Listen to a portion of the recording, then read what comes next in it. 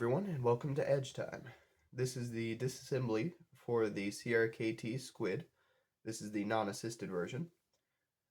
Sorry if my voice is a little bit rough. I'm still getting over a cold, but I will try to demonstrate this as best as I can. So, to disassemble this knife, you will need a T6 driver as well as a T8 driver. This one is very easy to disassemble and maintain. So let's start with the pocket clip here. The screws on this knife are very short and stubby and thick, which is nice.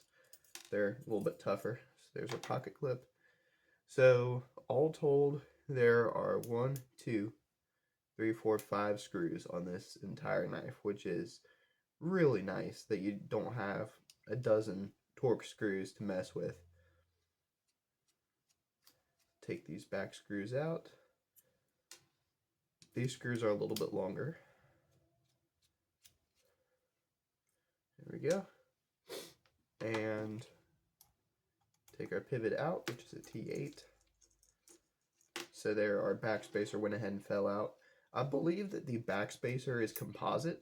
I don't think that it's metal. It feels very hard and dense, but I don't think it's metal.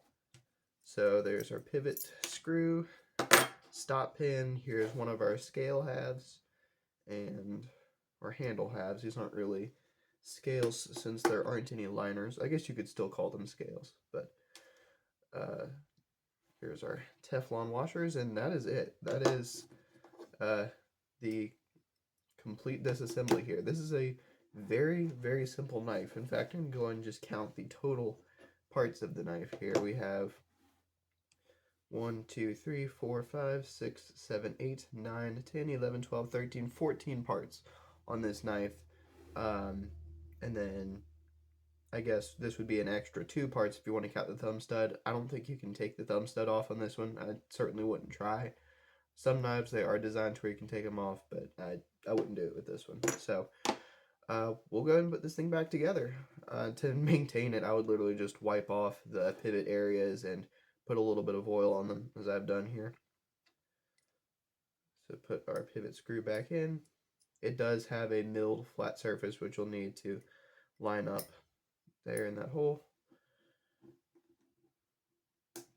Get one of our Teflon washers here.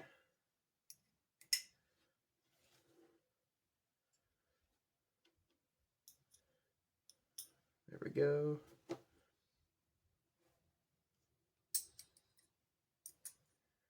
Okay, now that that is back together, it's best to just go ahead and put in the pivot screw, and we'll address the backspacer here in a second, because it's actually easier to go ahead and get the knife held together with the pivot screw and then try to mess with the backspacer.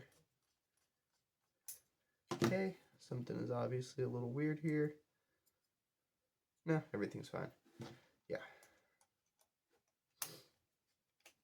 Yep. Just get this nice and tight.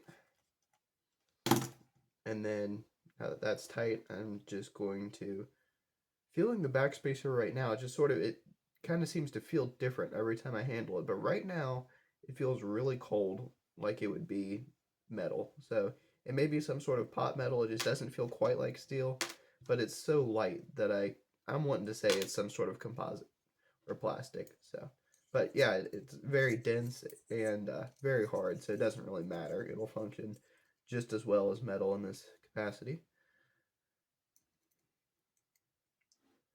I just want to make sure that your lanyard hole back here is lined up with its cutout here. This is a knife I really didn't need to put out a disassembly video of, but I figured it doesn't hurt.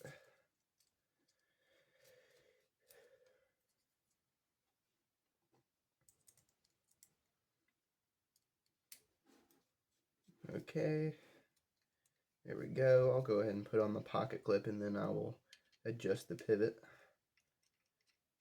There we go.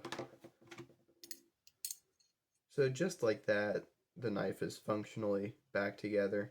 Still have to put on the pocket clip, but this thing is just so simple and easy to disassemble and maintain, compared especially to more complicated knives like the Benchmade Bug Out, for example.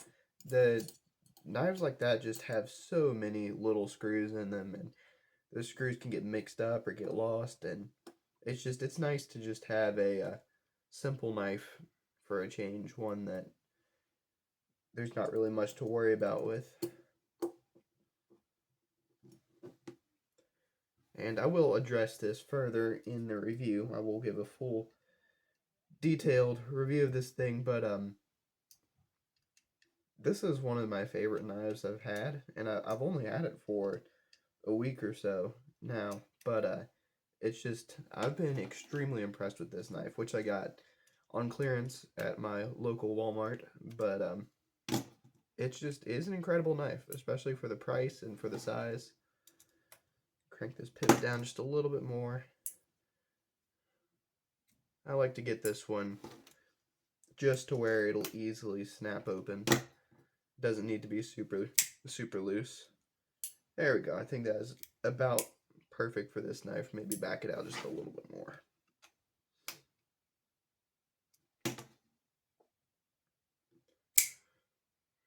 Alright.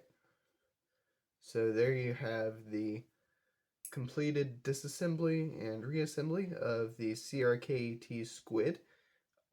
The unassisted version. I do not have an assisted version. I may get one eventually and put out a separate review and disassembly for that one, but I really like this unassisted version, which I think they call the thumb stud version, which I don't think they actually make or sell anymore, but if you can find them, like for example just residual stock at your local Walmart or something like that, then I would definitely suggest getting one. These are excellent knives. But I will leave that, or I'll save that for the review, and hope you found this video helpful. And with that, I will see you all in the next one. Have a good day.